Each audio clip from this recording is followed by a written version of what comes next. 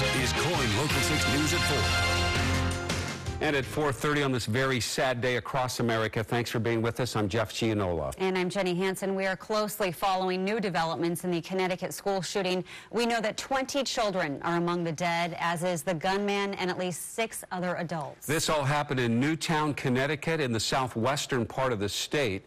Ryan Walsh from our sister station joins us live from the scene now. And Ryan, I know in your career as a reporter, this is the saddest, most horrifying story I know that you've ever covered. What is the mood tonight in Newtown? It's really shock and awe right now. Everyone is completely stunned that this could happen in their town. I'll show you where we are. We are in a soccer field, a park right here in Newtown, Connecticut. It's about a mile away from the school. This is a staging area. This is where the state police and governor of Connecticut are giving us all of our information throughout the night. You know, this school in this town, Newtown, a town of 27,000 people, a beautiful town, beautiful homes line, and just people just cannot believe that this could happen in their own backyard. We talked to one parent by some stroke of luck. She left her son home from school today, and he would have been in a pre-kindergarten class there.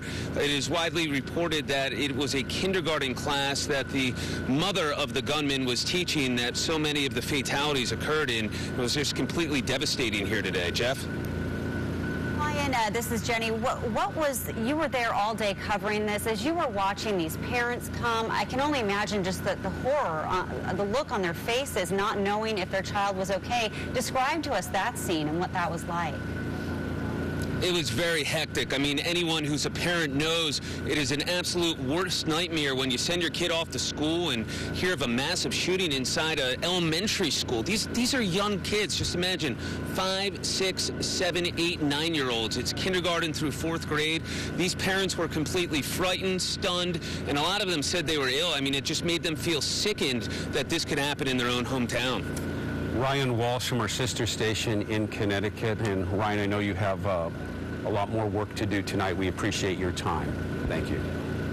Well, news of this school shooting broke as people here in Oregon returned to Clackamas Town Center for the first time since the shooting there. Last Tuesday, 22-year-old Jacob Roberts opened fire, killing 2 people, injuring a teenager. He then took his own life.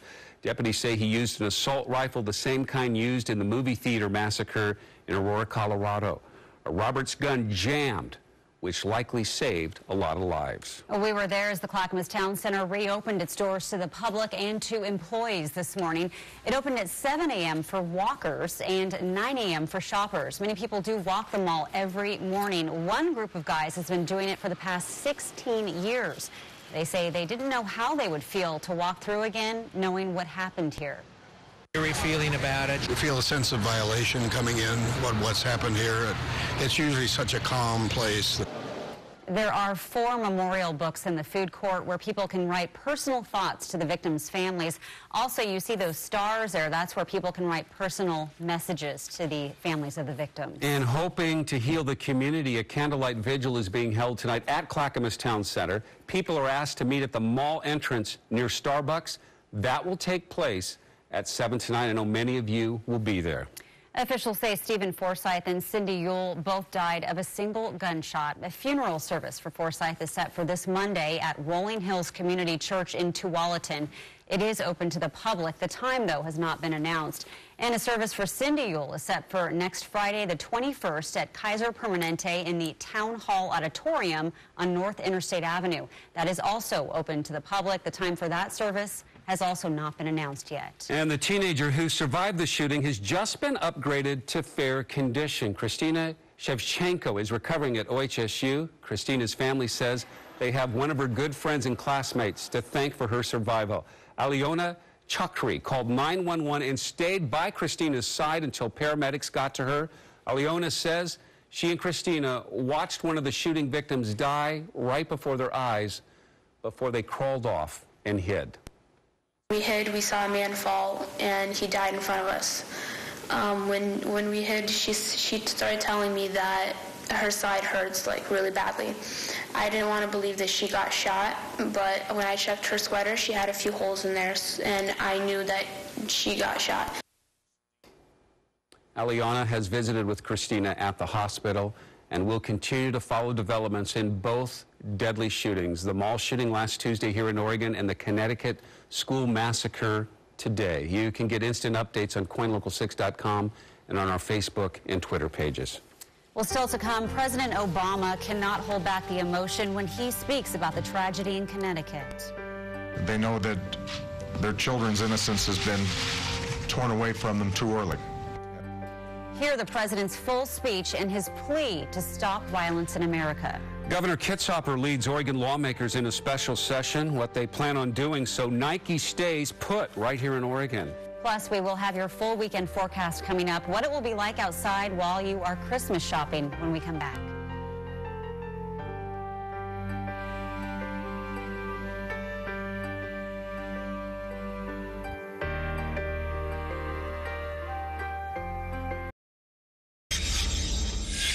We heard like lots of bangs, and we thought that it was the custodian knocking stuff down. Then somebody yelled, "Get to a safe place."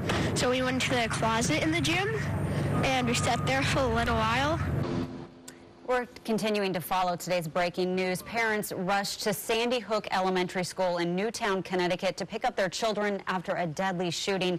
At least 26 victims are dead, 20 of them children. Police say the gunman is dead and another person is in custody. Again, we are continuing to follow this breaking news. We'll bring you the latest information as soon as we get it. And it was just 3 days ago, last Tuesday, that 22-year-old Jacob Roberts opened fire at Clackamas Town Center. More than 10,000 people were at the mall this morning as it reopened. Deputies say Roberts walked through Macy's and opened fire in the food court. He killed 45-year-old Stephen Forsythe and 54-year-old Cindy Yule. 15-year-old Christina Shevchenko was injured. She is recovering at OHSU. They tell us she has been upgraded to fair condition.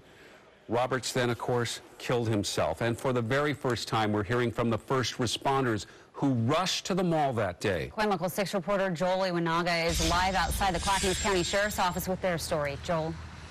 Jenny and Jeff, stories of bravery. There were hundreds of them. These were the deputies who were the first to arrive on scene. As you mentioned, they rushed into the Clackamas Town Center knowing full well there was an armed gunman with an assault rifle shooting indiscriminately at holiday shoppers. Need a few units for a shooting that just happened at Macy's. Chaos, sheer panic, and rapid gunfire. These are the brave Clackamas County deputies who were first to arrive on scene, entering the mall knowing there was an armed man on a shooting rampage. You could feel the panic in the air because I could look down the mall and see shoes that people literally ran out of. I was the lead to go through the door, and I had two thoughts that went through my head. The first was, I'm going to have to shoot someone today. And the second is, as I go through this door, I'm probably going to be shot. First responders were literally prepared to die and prepared for a scene of mass casualties. The gunman, Jake Roberts, took his own life after shooting and killing 2 others. You're looking at a building that we estimate had 10,000 people in it. This guy fired off many rounds. I saw a lot of shell casings on the floor. So yeah, it's a miracle to me that more people weren't injured or killed. While mourning the loss of the local victims, thoughts among these officers are with the families in Connecticut. Innocent men, women, and children that aren't there to defend themselves or have the ability to defend themselves, just the cowardness of it just angers me. Even among officers, questions of why surface. Violence taking a toll here in Oregon and across the country that has these deputies reflecting on their own loved ones. My wife, my kids, my parents and friends that were all calling me concerned about it, So what we do impacts a lot more folks than just us. Another act of bravery, because those food court workers left in a panic, many of the stoves and the ovens were left on. At one point, there was smoke filling the Clackamas Town Center. Deputies rushed downstairs, and they turned off those stoves, pulled out the pretzels, likely preventing a pretty large fire. Reporting for you live here in Clackamas, I'm Joel Iwanaga. KOIN Local 6, Jeff and Jenny, back to you. Amazing stories of bravery. Okay, thanks, Joel. Well, for the first time since the shooting, KOIN Local 6 sat down with Clackamas County Sheriff Craig Roberts. He is overcome with the acts of bravery among his men and women Tuesday afternoon. His first deputy who stepped foot in the mall says he was literally prepared to die in the line of fire. The sheriff tells us his thoughts today are with the families in Connecticut who are grieving the loss of loved ones. For us here at home, we have to pay attention to what's going on around the country. Plan for if that happened here. I mean, I hope and pray it never happens here, but the fact of the matter is that it is occurring and that we need to make sure that if it ever does happen here, we're as well prepared as possible. The sheriff also took time to thank the many other law enforcement agencies that came to help. He believes officer training likely prevented further casualties. Well, as we've been telling you this morning, Clackamas Town Center reopened to customers less than 72 hours after the shooting there. Our Chad Carter was there and shows us that while the mood was quiet, it was clear everyone wanted to be there to show support and help heal. One by one. Promptly at 9 a.m., gates and doors throughout Clackamas Town Center unlatched their locks and opened for business for the first time since Tuesday's shooting. And there was no shortage of shoppers, many saying they weren't giving it to fear, wanting to be on hand as a symbol of their support.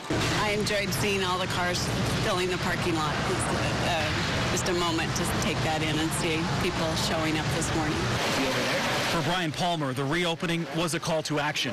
He says close friends were working just feet away from where the gunshots rang out Tuesday.